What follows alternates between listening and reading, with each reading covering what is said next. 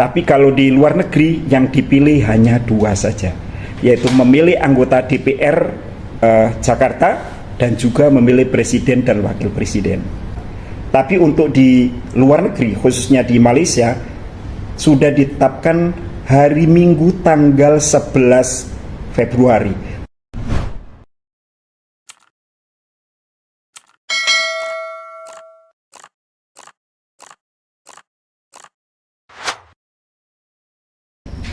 Assalamualaikum. Pemilu di Indonesia ini dilaksanakan 5 tahun sekali. Ada kata-kata serentak. Ini berbeda dengan tahun-tahun sebelumnya. Nggak ada kata serentak. Serentak itu artinya dilakukan bersama-sama. Perlu diketahui bahwa pemilu di Indonesia itu untuk memilih beberapa jabatan ya.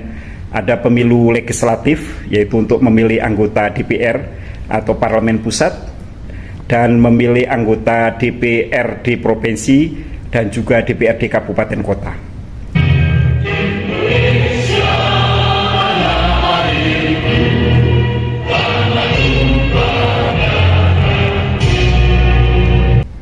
Lalu ada pemilu eksekutif, yaitu untuk memilih presiden dan wakil presiden berpasangan. Setelah itu ada namanya pemilu pilkada, pemilihan kepala daerah, yaitu gubernur dan bupati wali kota.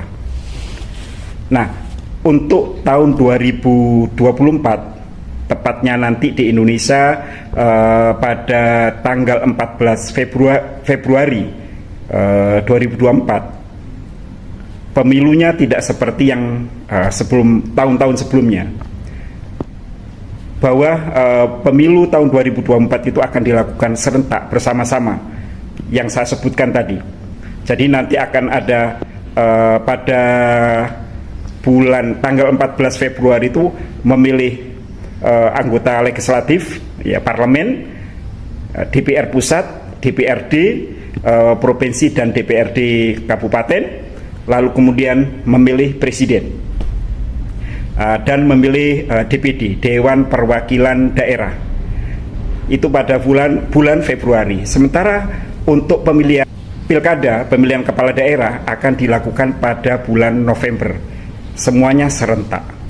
Nah, ini yang membedakan antara pemilu sekarang tahun 2024 dengan pemilu-pemilu yang sebelumnya. Di samping masih ada perbedaan yang lain. Nah, untuk pemilu tahun 2024 ini diikuti oleh 24 partai politik. Ya, nanti bisa dilihat sendiri partai politiknya apa saja. Masih ada partai-partai politik didominasi oleh partai politik yang lama. Ya, ada juga sih yang baru. Ada 2 atau 3 partai politik yang baru. Nah, bagaimana dengan di luar negeri? Bahwa untuk di luar negeri, partai politik yang mengikuti di Malaysia ya, di Kuala Lumpur yang mengikuti adalah 18 partai politik. Nah, berarti ada beberapa partai politik yang tidak ikut, terutama adalah partai politik lokal dari Aceh. Nah, ini pasti tidak ikut di Kuala Lumpur. Juga untuk yang di luar negeri atau di Kuala Lumpur ini, yang dipilih juga berbeda. Kalau tadi yang di Indonesia itu memilih banyak ya, memilih banyak pilihan, ada presiden dan wakil presiden, ada DPR, DPD, DPRD provinsi, DPRD kabupaten, dan juga November akan memilih kepala daerah. Tapi kalau di luar negeri yang dipilih hanya 2 saja, yaitu memilih anggota DPR pusat dari Dapil 2 Jakarta dan juga memilih presiden dan wakil presiden. Nah, itu kalau di luar negeri. Jadi lembar kertas pemilunya hanya 2 lembar. Tapi kalau di Indonesia cukup banyak nanti. Entah itu bagaimana nanti. Mudah-mudahan bisa berjalan dengan baik. Nah, di informasi yang saya dapat tadi bahwa untuk pemilu di Kuala Lumpur ini daftar pemilih tetapnya sudah mencapai 447.000 sangat banyak. Itu masuk di Kuala Lumpur, Terengganu, Kelantan, Perak. Kalau nggak salah itu ya, kalau nggak salah itu. Nah, di luar negeri juga berbeda dengan di dalam negeri cara pemungutan suaranya. Kalau di dalam negeri di Indonesia hanya ada satu cara, yaitu dengan mendatangi TPS, tempat pemungutan suara.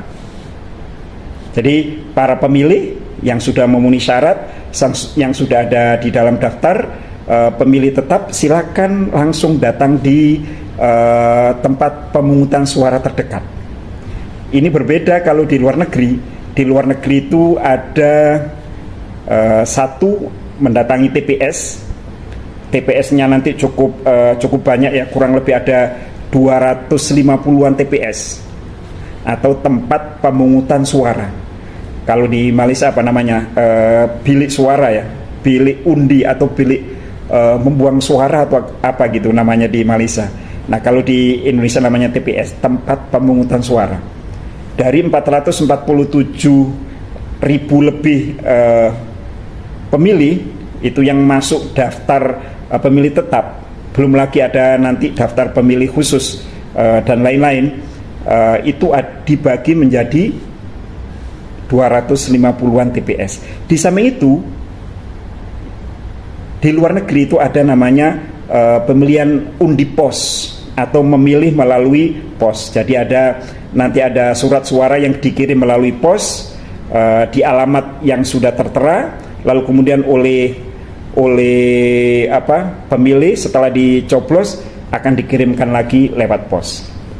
Di samping itu ada namanya, kalau dulu istilahnya Dropbox ya. Jadi ada TPS keliling istilahnya. TPS keliling, misalnya ke pabrik-pabrik ya, lalu kemudian ladang-ladang di mana ada warga negara Indonesia yang mengelompok, sehingga cukup ada TPS yang berkeliling. Tidak perlu datang ke TPS yang ada di Kuala Lumpur atau di daerah-daerah lain yang menetap. Nah, begitu ya. Nah, selanjutnya soal waktu pemilihan. Ya.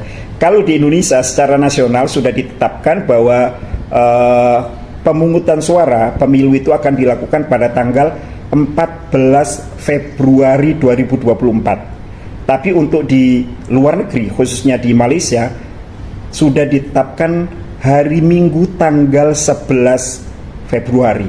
Berarti mendahului 3 hari sebelumnya. Nah, 3 hari sebelumnya. Malah kalau yang pos ini sudah mendahului lebih awal lagi. Karena jangan sampai nanti datangnya kartu pos ini melebihi tanggal 14. Karena walaupun di luar negeri itu tanggal 11 mengundinya atau TPS-nya, mencoblosnya, penghitungan suaranya tetap pada tanggal 14 Februari serentak dengan yang ada di Indonesia. Nah, begitu. Jadi itu untuk informasi sementara yang sudah saya dapat dari sosialisasi pemilihan umum serentak 2024 yang diselenggarakan oleh PPLN. Kita tunggu saja. Mudah-mudahan yang penting adalah pemilu aman, tertib, sesuai dengan asasnya, luber jurdil, langsung, umum, bebas rahasia, jujur dan adil. Terima kasih. Assalamualaikum.